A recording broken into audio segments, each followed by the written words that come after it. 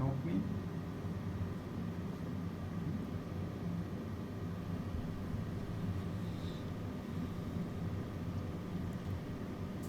Hi everyone, I'm gonna make a video slightly different from what I normally do.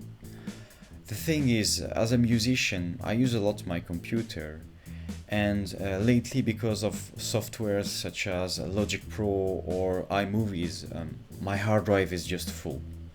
So I bought this SSD upgrade for my laptop.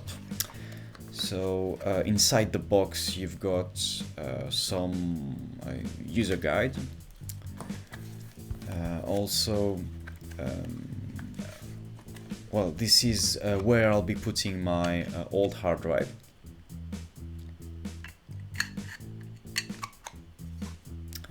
Okay, and then